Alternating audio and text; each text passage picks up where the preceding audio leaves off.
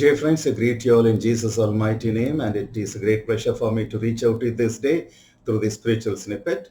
I wish to deal with a very important topic titled Dynamics of Dignity of Labor.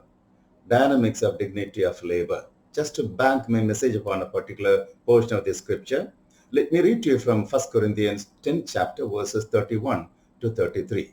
Here St. Paul wrote, therefore, whether you eat or drink or whatever you do all to the glory of God. Give no offense either to the Jews or to the Greeks or to the church of God, just as I also please all men in all things, not seeking my own profit, but the profit of many, that they may be saved. St. Paul's motivation was to do all things for the glory of God so that he would be in a position to bring souls to Christ. He was willing to please all men by doing everything for the glory of God. He was a very highly educated person, but when Jesus called him for his ministry, he was able to do anything in a very humble manner. When the word of God says, when St. Paul said that he was pleasing all men, he was not a men pleaser. When it comes to the point of standing for the truth of God, preaching God's word, he was pleasing only God. But on the other side, he was a person who had dignity of labor. He was tent maker. He did even menial jobs. As he was standing for the Lord Jesus Christ, he was arrested by the authorities and he was being taken to Rome. And on the way, there was a shipwreck. And all those people landed in an island called Melita. And he was in chains, and it was a cold season, and people gathered together to have a little fire, and he was gathering firewood to put it on the fire. And a viper came out and then bit him. He shook it into the fire, and he was okay. St. Paul had dignity of labor. He was doing everything for the glory of God. Here St. Paul declares, whether you eat or drink or whatever you do all to the glory of God. We can look at the Lord Jesus Christ and understand a deeper concept of the dignity of labor, dynamics of dignity of labor. When Jesus and the disciples were seated together during the Last Supper, Jesus removed his outer garment, tied a towel around his own waist, took a basin of water, and he was washing the feet of every disciple. The disciples would have been walking on the road and their feet would have been dirty, and Jesus washed the disciples' feet. He took the feet in his own hand, washed the disciples' feet with water, and wiped it with the towel that he was wearing. I tell you, my dear friends, Jesus said, I am the master. Still, I do this, and I want you to do this to one another. Not that you have to wash one another's feet, though in some churches they do it. I remember when I was in Coimbatore serving the Lord in Karuna University, I was invited to preach in a church. I was the guest speaker there. After the preaching was over, before the Holy Communion, all the men were washing one another's feet. All the women were washing one another's feet. I was expected to wash the feet of a person. Another brother washed my feet, and I had to wash this particular person's feet. When he stooped down to wash his feet, I felt a little hindrance in my spirit. But I did it. I did it. Now imagine Jesus, the creator of the whole world, the savior of the whole world, knelt down, washed the feet of the disciples. So Jesus shows us the dignity of labor.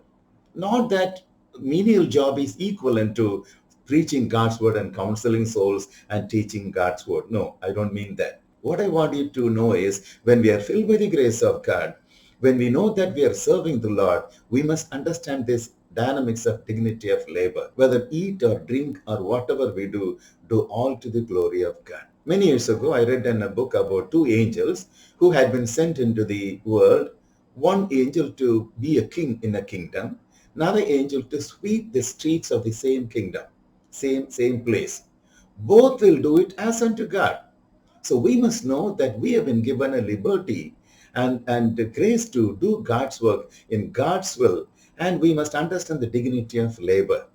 I heard about a prosperity gospel preacher, a mighty man of God who is well known in India and everywhere in the world. And when he would go for a meeting, when he comes down out of his car, there will be bodyguards who will walk around him, guarding him. Because if somebody touches him, it seems the power of God will go out of him, it seems. They are people who are longing for self-acclamation. They are longing for their own glory. They are not longing for the glory of God. St. Paul says, whether we eat or drink or whatever you do all to the glory of God. When Jesus called me for his service 48 years ago, the Lord Jesus taught me about the dignity of labor. I am a multitasker. I have been an all-rounder, beginning from cooking, gardening, masonry work, carpentry, printing, wood cutting, digging wells, cleaning toilets, every work I used to do. Every work I used to do. Now, at this age, I involve myself in preaching, teaching, and counseling. I am still learnable and teachable. I wish to learn anything that somebody could teach me based upon God's word to do God's work better. I remember when I was in a particular organization, particular fellowship, in the initial stage of my ministry, full-time servants of God who would go to that organization would be treated like bond slaves. I knew about it, but I entered into that organization to get training to do God's work. So I would do anything for the Lord Jesus Christ. During the month of May, there used to be a retreat. More than 1,500 people used to gather there. So we were expected to build temporary toilets for them. So I would get the help of other brothers. I would be expected to dig the toilet pit. So it is 2 feet wide and 30 feet long and 6 feet deep. So we prepare it and put wooden planks and poles there so that we can prepare small toilets, temporary toilets.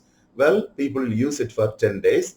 When all the people would leave that campus, we brothers who were in the full-time ministry, we were supposed to remove all the planks, all the poles and clean it and keep it for the next year. I remember when we brothers used to remove the temporary toilets, dismantle the temporary toilets and take the poles, our hands would be dirtied. I remember it. It is not very comfortable, but at the same time, I never would grumble.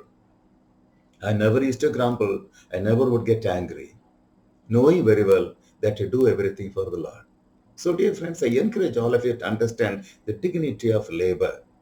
We have to look at the whole concept of dignity of labor in a positive way. Whatever the Lord wants us to do in our home, in the ministry, we have to do it as unto the Lord Jesus Christ.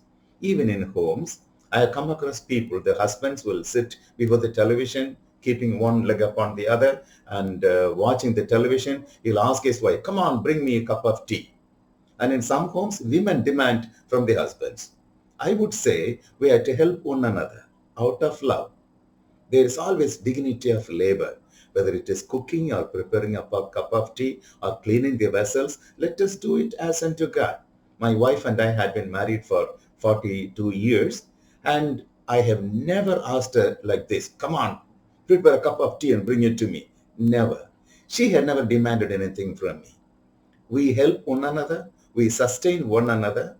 If it is cooking or cleaning the house or whatever it may be, we do it together. I want you to know, dear friends, there is dignity of labor. St. Paul said, therefore, whether you eat or drink, whatever you do all to the glory of God. Give no offense, either to the Jews or to the Greeks or to the church of God, just as I also please all men in all things, not seeking mine own profit, but the profit of many, that they may be saved. So when we are in this world, we have to do a lot of things for the Lord. There must be the aspect of dignity of labor. Whether we eat or drink or whatever you do all to the glory of God. For what? To save souls for the kingdom of God. I encourage all of you to understand the dignity of labor. I believe that this message would be a blessing to you. Amen.